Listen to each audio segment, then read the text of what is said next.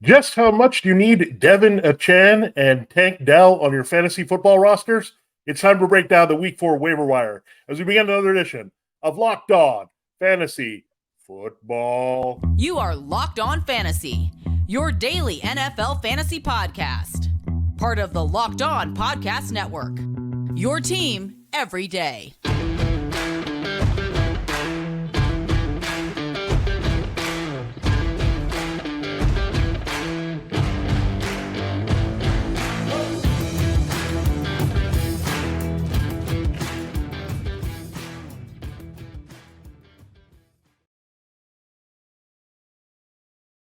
Welcome to another edition of the Locked On Fantasy Football Podcast. We are your smartest destination here to make you the smartest player in your fantasy football league.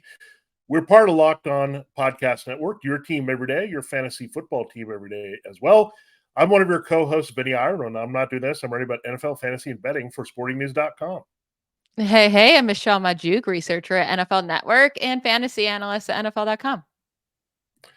All right, Michelle, we finally have week 3 in the books, the doubleheader last night. Not a lot of offense produced unless you had certain players, including A.J. Brown, and you might have been happy with that, and Joe Mixon. But it's time to turn the page to week 4 and look at the players that can help you, either short or long term. Now, how we're going to do the waiver wire a little bit differently this week. We're going to look at the highest priorities across positions. We'll break it down here early, then get into some deeper stashes there as well. So go progressively here to guys that you really should be targeting, then looking at some deep league ads for you on the show. So let's dive right into Michelle. We know now how to say his name, but we also know that he's a hot waiver pickup this week. It's De'Von Achane, your running back from the Dolphins, had a big game. And then Tank Dell, we've been banging the table for him, but both these guys still very much available in fantasy football leagues. So that is how we say his last name now. I know he asked for it not to be Achane, which we all were calling him, but it's Achane? A cane? How do you say it? It's like a Chan, like Jackie Chan. Ugh.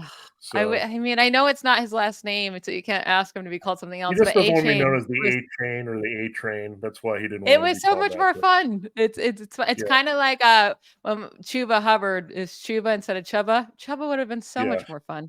Hit their yeah. parents, man, slacking here. But yeah, this is the number one priority pickup, you would think, this week, right? I don't expect him to go off for 203 yards and 4 touchdowns ever again, probably this season. But he's clearly going to be involved, led the team with 18 carries. And yeah, sure, Jeff Wilson will be coming back soon. Maybe Stroud and Ahmed comes back. But I think he proved himself. And why would you take a guy with that much speed and that much like that dynamic off the field? Yeah, he's going to be in good shape for like 12, 15 touches maybe going forward. I mean, Raheem Mostert looks great too, which is also the barrier until Raheem Mostert gets hurt, which he has a long history of injuries. But it could get complicated if Jeff Wilson gets in the mix and Ahmed, as you mentioned. So just be careful about him. Don't go nuts. This was a game against the Broncos defense that pretty much quit in the second half, and let Mostert run wild too. We don't expect Raheem Mostert to produce like this in most weeks. We're not going to assume this from his backup either. So it is a tougher matchup this week. You got Matt Milano and the Bills. They're really tough there. So I don't expect anything close to what you saw last week, but he still should be rostered in a lot of leagues here just because he's a special back. And again, he's one injury away from just having a massive role. And other guy that we keep mentioning on the show, we told you to draft him, and he's still available in about 70% of leagues. Tank Dell of the Texans. Maybe we don't believe because of his size. Maybe it's the Texans, but I think there's been a prejudice against him and C.J. Stroud. But this Texans passing game rolling here, and this is the combination. Like remember, C.J. Stroud made sure Tank Dell was going to be drafted in Houston. He's going to make sure he takes care of him as well as a rookie here in fantasy. Yeah, I mean, Tank Dell definitely needs to be rostered. It's right there as a top priority for me as well this week. I mean, he should already be on your team. If you've been listening to us, you would have Tank Dell on your roster if he wasn't already stolen by someone else. But the Texans right now are the only team in the NFL to have two players with 250 plus receiving yards so far this season. So Nico Collins and Tank Dell, I think, are good plays moving forward. CJ Stroud looks great. And Tank's just getting, I mean, he's led the team in targets each of the last 2 weeks. You expect this to keep happening, especially they get the Steelers this upcoming week. Like Tank Dell is a guy I'm very excited to play, and Nico Collins in week 4. So you can grab him, you can play him, and he should be a top priority this week. It's same thing with CJ Stroud as quarterback. Yeah, I mean, the Steelers matchup was a little tricky because he's going to see a pass rush here without Laramie Tunsil in there. He's going to see Alex Highsmith and TJ Watt coming after him. So that could contain some things. But what I like about Tank Dell specifically is I think he's a little bit more matchup proof, where Nico Collins, we saw last week, ran into Tyson Campbell on the outside and was contained. Where they move around Dell, he goes inside, outside. They can scheme him open a lot more easily than what they can with Nico Collins. So I like that aspect. Now, a couple other guys that have been bringing it here 2 out of the last 3 weeks. Romeo Doubs still available in a lot of leagues, despite the fact Christian Watson continues to be out, despite the fact that Jordan Love is playing really well here. So that's a target. And then don't forget about Adam Thielen. Andy Dalton woke up Adam Thielen. He had a multiple catch game here that was as dominant here with the Seattle matchup.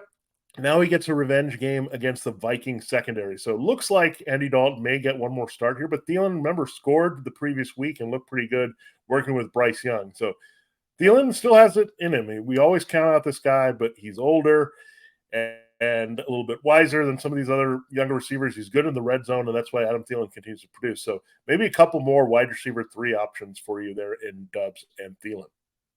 Yeah, for Adam Thielen, he's 50% owned. So definitely check your waiver, see if he's on there. I will say Andy Dalton had 58 pass attempts in this game. Like, I don't think the Panthers are going to keep throwing that much. So I don't expect Adam Thielen to keep putting up 100 receiving yard games. And once Bryce Young comes back, he's not going to give as accurate of targets yet as Andy Dalton is this deep into his career. But also keep an eye on DJ Chark. If Adam Thielen's not out there, DJ Chark had 11 targets in this game, 86 yards and a touchdown. He was dealing with health issues, missed week 1, I believe. And so he's looking a bit healthy. He's just a big play guy. Like, you're going to need that one big play for him to be productive, but keep an eye on him. And then Romeo Doubs, I think I'm going to just let him stay on waivers if he's out there.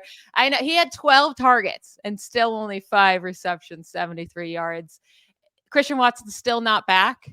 And that's kind of my concern here. When Christian Watson gets back, he's not going to get the targets. He's really a touchdown guy, right? It's a touchdown or bust type guy. He has 3 touchdowns on the year. Those can keep up. But I'm not thrilled to start him in any given week.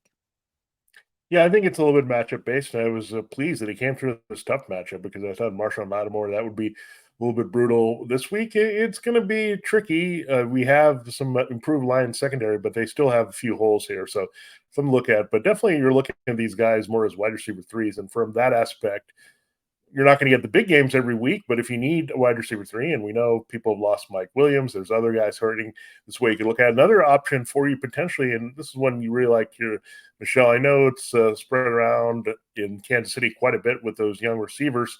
Sky Moore, not really too involved, but Rashee Rice, I still think there's some potential there to emerge here in his rookie season. Yeah, I would rather have Rashee Rice than Romeo Doubs right now. So, he has the draft pedigree, 2nd-round pick. He wasn't playing all that much over the first 2 weeks, but his snaps increased this past week. He saw 5 receptions, 59 yards, led the Chiefs wide receivers in receptions and receiving yards. But the big thing here is he was tackled down at the Bears 1-yard line twice in week 3. He could have came down with 2 touchdowns as well. So I think we keep seeing his snaps increase as we go along the season. He keeps getting on the field more. And I think he's clearly the best Chiefs wide receiver they have right now. So I'm excited to see what he could do throughout his rookie year. Yeah, he's kind of mashing up a little bit of Marquez Valdez-Scantling with the deep threat. He's mashing up with a little bit of Juju Smith-Schuster. getting open with his body. So a little bit of everything he's doing for the Chiefs. And again, they need someone to step up. Sky Moore is going to be week to week, depending on what looks like the matchup. Again, it's going to be spreading around, so it's hard to rely upon a regular Chiefs starter, but you can definitely look at the guy with some upside because they're playing with Patrick Mahomes every single week. So there's going to be some opportunities this week, maybe a little bit tough against Sauce Gardner and the Jets secondary, but I think Rashee Rice in deeper leagues should be rostered. Now, we'll go even deeper on the waiver wire, looking at some streaming quarterbacks this week where we can go, looking at how you replace Mike Williams on your team with 2 Chargers options right there in front of you. So we'll do that in our next segment, then a little bit deeper with our stashes, especially at running back. So we'll cover all that on the show. Again, thanks for making Locked On Fantasy Football your first listen every day. Every day, as we will look at our rankings there early in the week for running back and quarterback. So check that out on Wednesday's show. Before we get into our second segment, I got to tell you a little bit about our sponsor.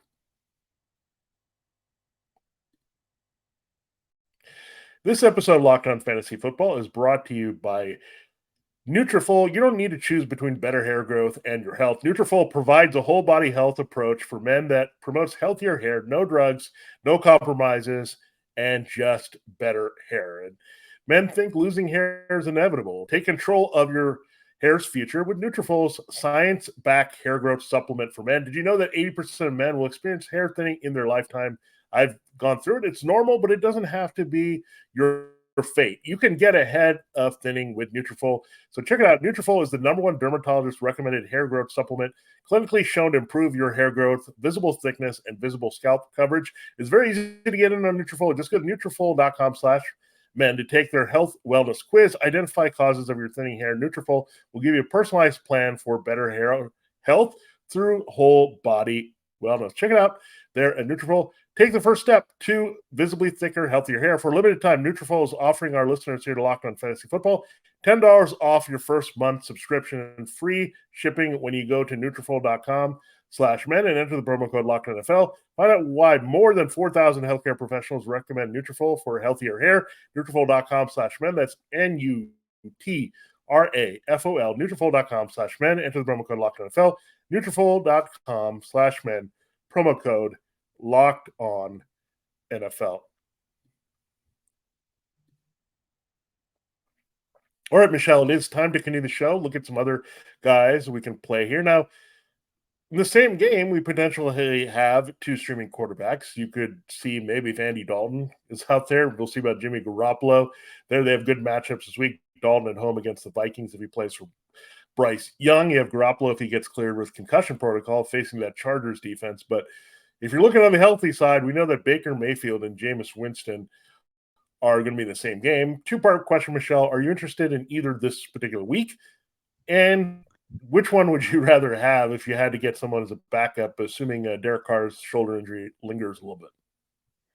You know, I think I would rather go with Jameis Winston if Derek Carr is out. Now, we've seen Jameis Winston start for the Saints here, and he's had a few big fantasy weeks and a lot of pretty bad fantasy weeks. So he's not the same type of fantasy player he was with the Buccaneers. He's not chucking it as much. He's being safer with the ball. But we saw Baker Mayfield kind of come back down to life, right? In week 3 against the Eagles, had some turnovers. The offense was not clicking. They can't run the ball to save their lives. And against the Saints, I don't think they're going to be able to run either. It's at the Saints. They have a pretty tough defense. They made Jordan Love struggle for most of the game. I don't think this is going to be pretty for Baker. So if I had to pick one for this week, it's Jameis Winston. And then also Baker has a bye week 5. So I don't think I'm worried about picking him up this week.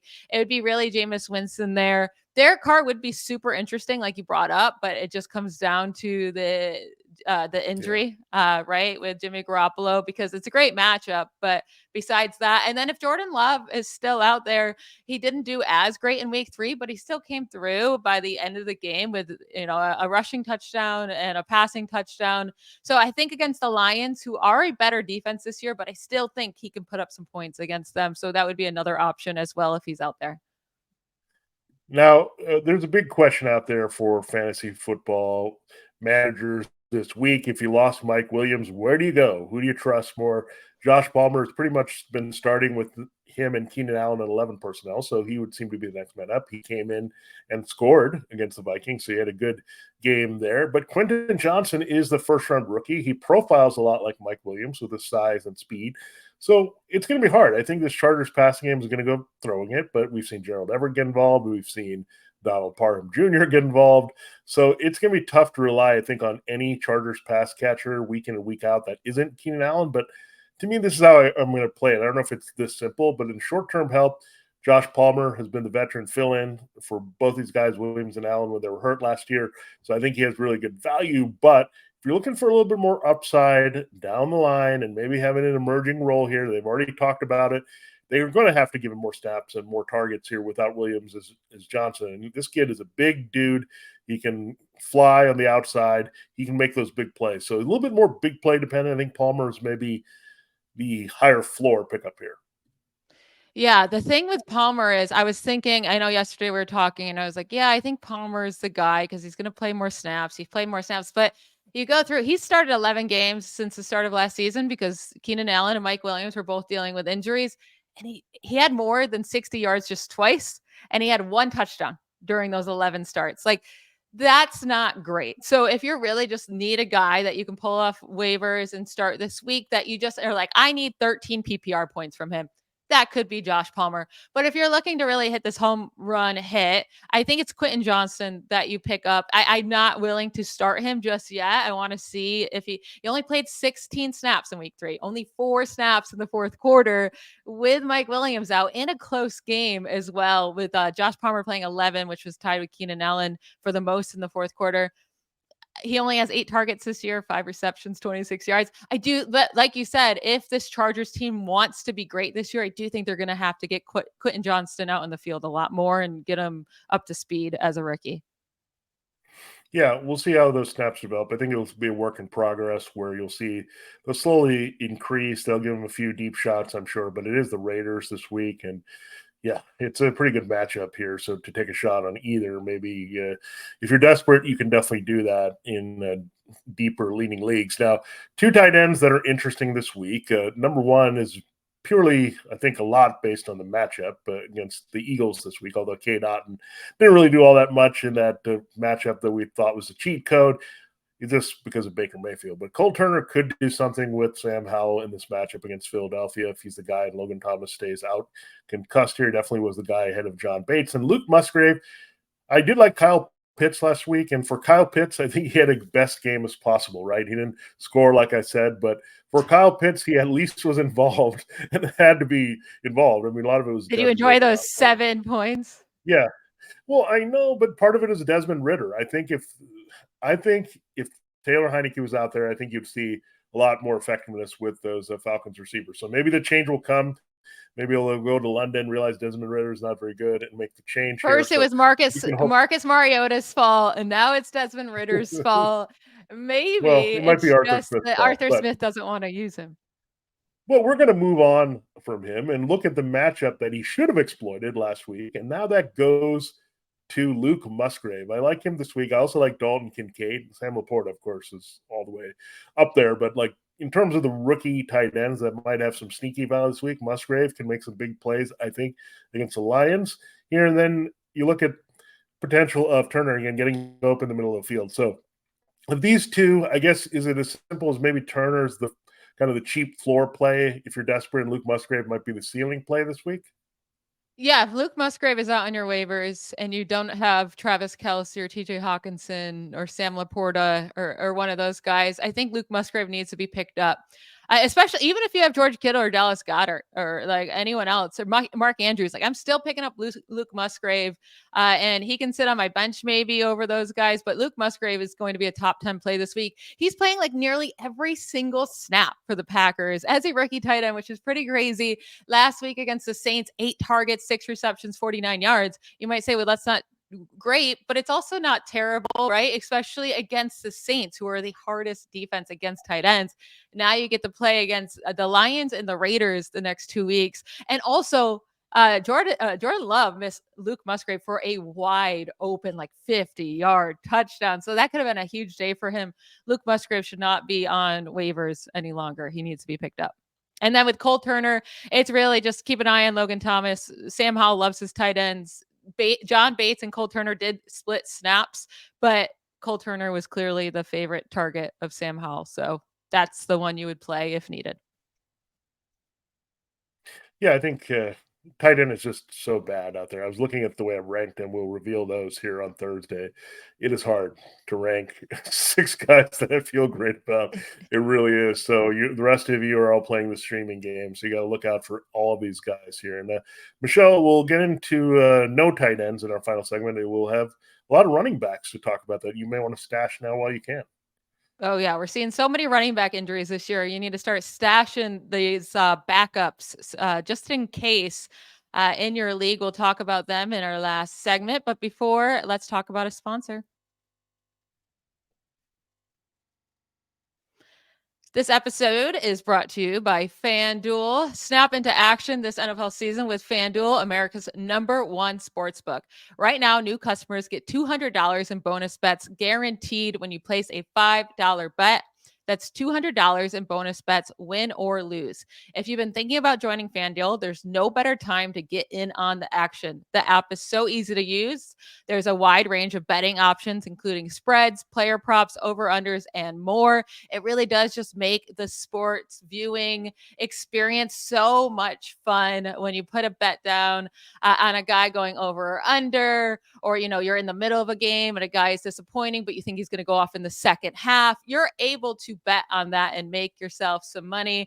So visit fanduel.com/locked on and kick off the NFL season. Again, that's fanduel.com and use promo code locked on and kick off the NFL season. FanDuel is the official partner of the NFL.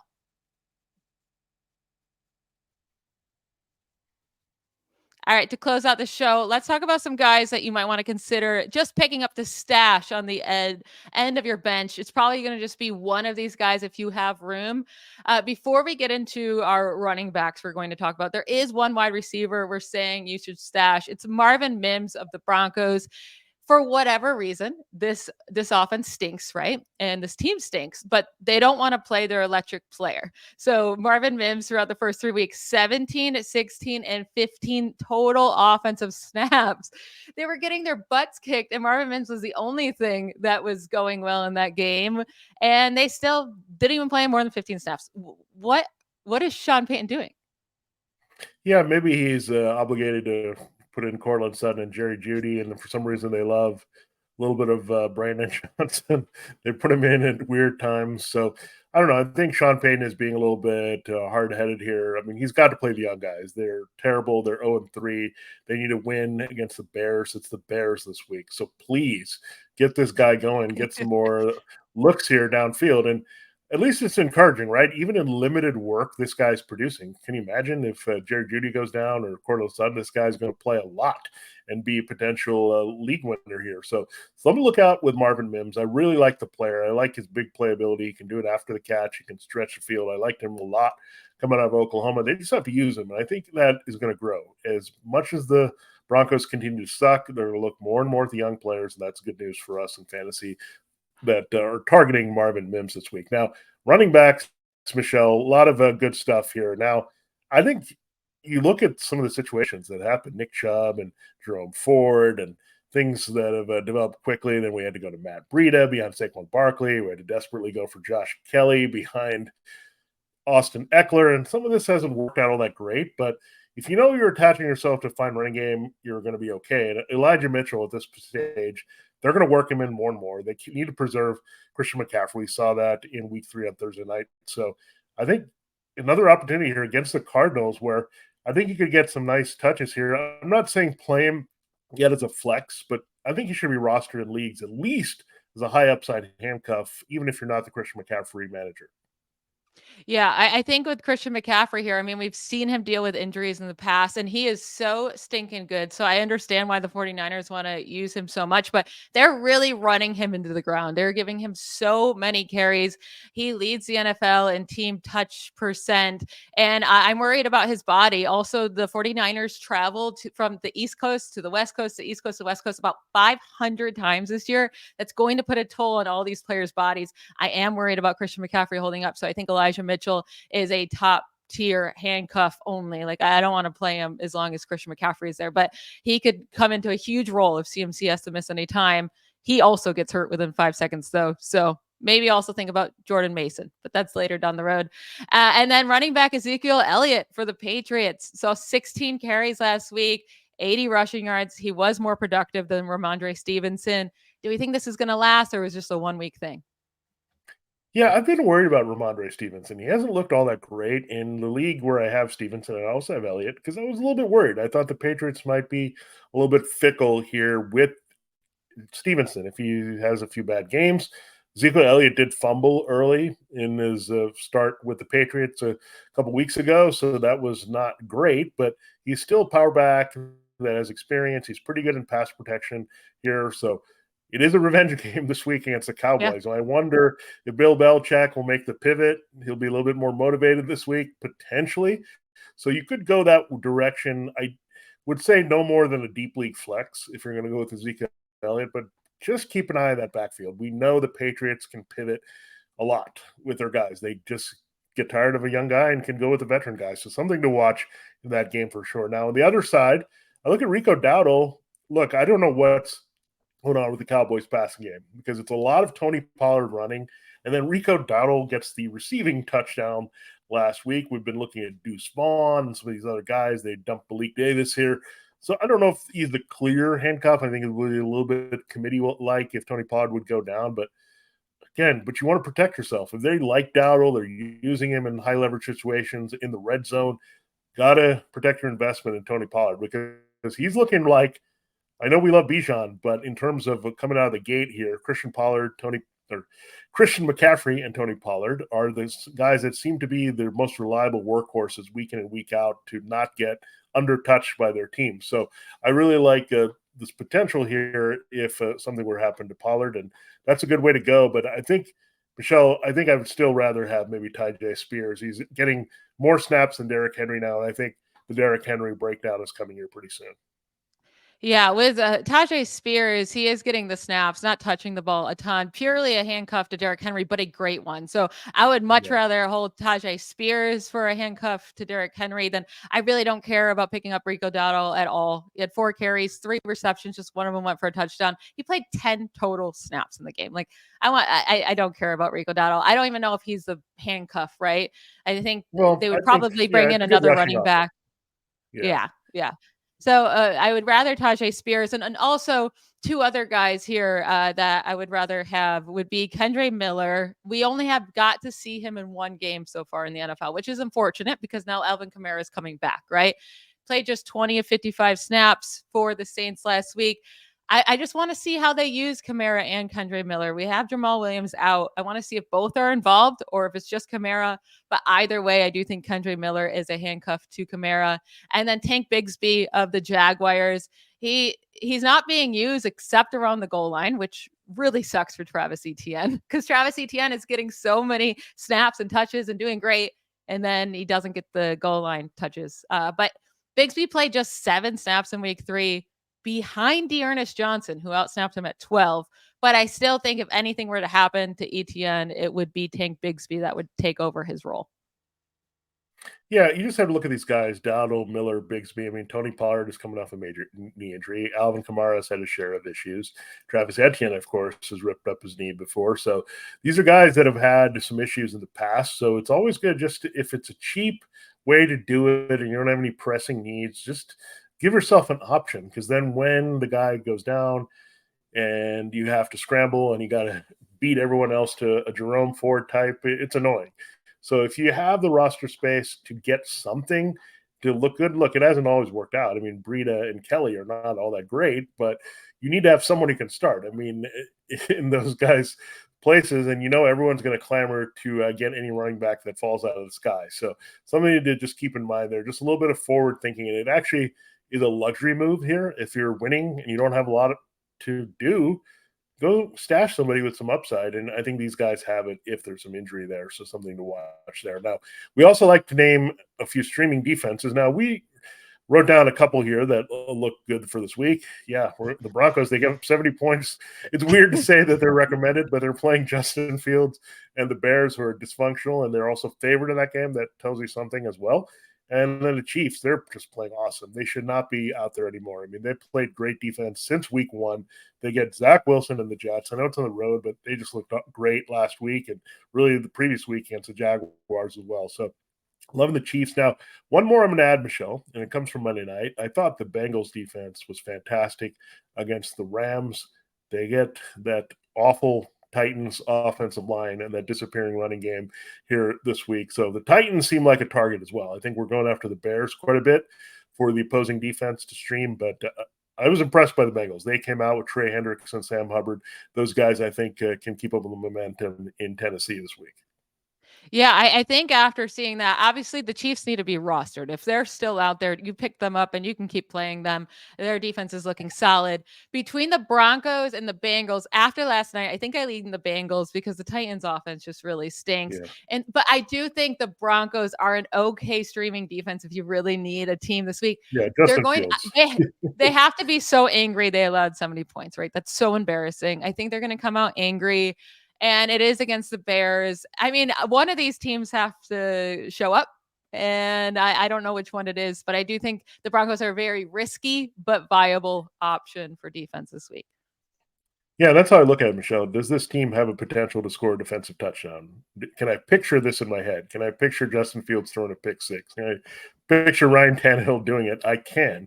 Can I picture Zach Wilson? Of course we can. So that's how you kind of approach defenses. Can you get that big play to be a difference maker on your entire scoring for the week? So something to think about there. But definitely streaming defenses, that's the way to go. Definitely. I mean, there's been so many options every week. So we're loving that for sure. So thanks again for making Locked On Fantasy Football your first listen every dayers. Thanks, and we'll be back here with our look at our running back and quarterback rankings for week 4. So a lot of good stuff coming. Then come back with wide receivers and tight ends and look at some DFS and price picks. Michelle, we were 6-0 last week in price picks. So a lot of good stuff coming up this week for you on the show. So check us out here for Locked On Fantasy Football. This has been Vinnie Iyer. And I'm Michelle Magdziuk. Bye, y'all.